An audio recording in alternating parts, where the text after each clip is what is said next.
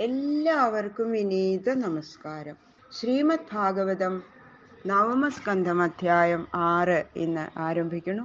കഴിഞ്ഞ അധ്യായത്തില് മഹാഭക്തനായിട്ടുള്ള അംബരീഷ മഹാരാജാവിന്റെ കഥ നമ്മൾ കേട്ടു. നാരായണീയത്തില് ഭട്ടതിരിപ്പാട് പറഞ്ഞ പോലെ ഭഗവാന്റെ അടുത്ത് നിന്ന് ദുർവാസസ് സങ്കടം പറഞ്ഞപ്പോൾ ഭഗവാൻ പറഞ്ഞു, അഹം ഋഷേ നനു ഭക്തദാസ. ഭക്തദാസനാണ്, എനിക്കൊന്നും ചെയ്യാൻ പറ്റില്ല. ജ്ഞാനം തപശ്ച വിനയാന്വിതമേവ മാന്യം യാഹി അംബരീഷപദമേവ ഭജേതി ഭൂമൻ. എനിക്കൊന്നും ചെയ്യാൻ പറ്റില്ല. അതെ, ജ്ഞാനം, തപസ്, പാണ്ഡിത്യം, ഇതൊക്കെ എന്ത് ഉണ്ടായാലും വിനയം ഇല്ലെങ്കിൽ ഇതൊന്നും ശോഭിക്കില്ല. ഭഗവാൻ തന്നെ പറഞ്ഞ ആ വാക്കുകള് നമുക്ക് ഭാഗവതത്തിൽ നിന്ന് ഇതൊക്കെയാണ് നമ്മൾ പഠിക്കേണ്ടത്. 6-ാമത്തെ അധ്യായത്തില് മനുപുത്രനായിട്ടുള്ള ഇക്ഷ്വാകുവിന്റെ വംശത്തെ വർണ്ണിക്കുന്നു. പിന്നെ സൗഭര്യ മഹർഷിയുടെ ചരിത്രം എല്ലാമാണ് ഈ അധ്യായത്തിൽ വർണ്ണിക്കുന്നത്. വിരൂപൻ, കേതുമാൻ, ശംഭു എന്ന 3 പേര് അംബരീഷിന്റെ പുത്രന്മാര്. പിന്നെ വിരൂപന്റെ പുത്രൻ വൃഷാശ്വൻ, അദ്ദേഹത്തിന്റെ പുത്രൻ രഥീധരൻ.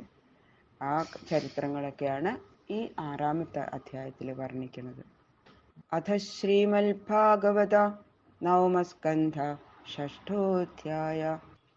ശുക്ലാംബരധരം വിഷ്ണും ശശിവർണം ചതുർഭുജം പ്രസന്നവദനം ധ്യായേൽ സർവവിഘ്നോപശാന്തയേ.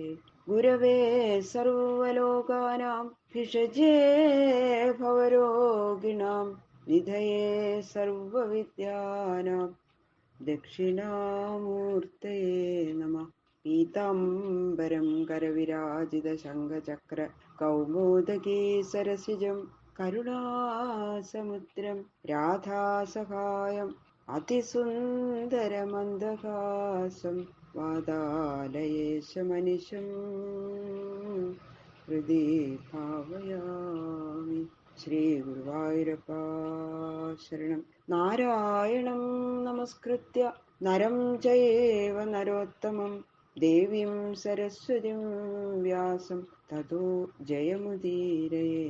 മൂകം കരോതി വാചാലം പങ്കും ലംഘയതേ ഗിരിം യൽകൃപാതമഹം വന്ദേ പരമാനന്ദമാധവം.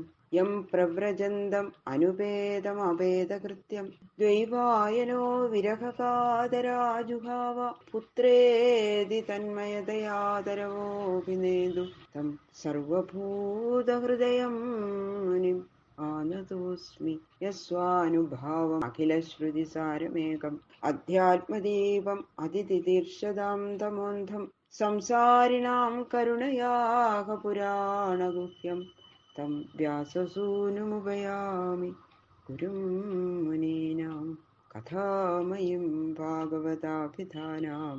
ഹരേ തനും തേ ചരിതേ ത്വദീയേ യഥാമതി ത്വൽപരിതോഷകാമസ്തൗമി പ്രസീദാച്യുത മാരുതേശ. ഗംഗണപതയേ നമഃ. സരസ്വത്യേ നമഃ. ഗുരുഭ്യോ നമഃ. ഓം നമോ ഭഗവതേ വാസുദേവായ. ഓം നമോ ഭഗവതേ വാസുദേവായ. ശ്രീശുക ഉവാച. വിരൂപക്കേതുമാൻ ശംഭു അംബരീഷസുതാസ്ത്രയ വിരൂപാൽ പൃഷദശ്വഭൂത് തൽപുത്രസ്തു രഥീധര. വിരൂപൻ, കേതുമാൻ, ശംഭു, ഇങ്ങനെ 3 പുത്രന്മാര് അംബരീഷന് ഉണ്ടായി. വിരൂപന്റെ പുത്രൻ പൃഷദശ്വൻ, അദ്ദേഹത്തിന്റെ പുത്രൻ രഥീധരൻ. രഥീധരസ്യ അപ്രജസ്യ ഭാര്യായാം തന്തവേർധിത അംഗിരാജനയാമാസ ബ്രഹ്മവർച്ചസ്വിനസുതാൻ. അപ്രജസ്യ രഥീധരസ്യ, പ്രജാഹീനനായ രഥീധരന്റെ ഭാര്യയാം ഭാര്യയിൽ, തന്തവേ സന്താനത്തിനായിക്കൊണ്ട്, അർത്ഥിത അങ്കിര അർത്ഥിക്കപ്പെട്ട അങ്കിരസ്, ബ്രഹ്മവർച്ചസ്സിന ബ്രഹ്മതേജസ്സുള്ള സുതാൻ സുതന്മാരെ ജനയാമാസ ജനിപ്പിച്ചു. രഥീധരൻ എന്ന മഹാരാജാവിന് സന്താനം ഉണ്ടായില്ല. അപ്പോൾ അദ്ദേഹം അംഗിരസ് മഹർഷിയോട് സന്താനങ്ങളെ ഉൽപ്പാദിപ്പിക്കണമെന്ന് പ്രാർത്ഥിച്ചു. അങ്ങനെ അംഗിരസ് മഹർഷി രഥീധരന്റെ ഭാര്യയില് ബ്രാഹ്മണ തേജസ്സുള്ള, അത്രയും തേജസ്സുള്ള ആ പുത്രന്മാരെ ജനിപ്പിച്ചു. ഏതേ ക്ഷേത്രേ പ്രസൂതാ വൈ പുനസ്ത്വാംഗിരസാ സ്മൃതാഃ രഥീതരാണാം പ്രവരാ ക്ഷത്രോ വേദാ ദ്വിജാതയ. ക്ഷേത്രേ, രഥീതര ക്ഷേത്രത്തിൽ എന്ന് പറഞ്ഞാൽ ഭാര്യയിൽ, പ്രസൂത വൈഹി ജനിച്ചവരാണെങ്കിലും, ഏതേ ഇവർ അംഗിരസ അംഗിരസന്മാരായിട്ട് സ്മൃതാഹ സ്മരിക്കപ്പെടുന്നവരാകുന്നു. രഥീതരാണാം രഥീതരന്മാരിൽ വെച്ച് പ്രവരാഹ ഉത്കൃഷ്ടന്മാരും ക്ഷത്രോവേദാഹ ക്ഷത്രധർമ്മമുള്ളവരുമായ ദ്വിജാതയ ദ്വിജാതികളാകുന്നു. അംഗിരസ മഹർഷി ജനിപ്പിച്ച ഈ രഥീധരന്റെ ഭാര്യയില് ഇവരെ അംഗിരസന്മാരെന്ന് പറയുന്നു. പിന്നെ രഥീധരന് വേറെയും ഭാര്യമാരുണ്ട്. അപ്പൊ രഥീധരന്റെ മറ്റേ ഇതര ഭാര്യമാരിൽ ജനിച്ച പുത്രന്മാരിൽ വെച്ച് ഇവര് വളരെ ശ്രേഷ്ഠന്മാരും ക്ഷത്രിയ ധർമ്മയുക്തന്മാരായ ബ്രാഹ്മണരും. ക്ഷുവതസ്തു മനോർജജ്ഞേ ഇക്ഷ്വാകുർഘ്രാണതസുത തസ്യ പുത്രശതജ്യേഷ്ഠ വികുക്ഷി നിമിദണ്ഡകാഃ.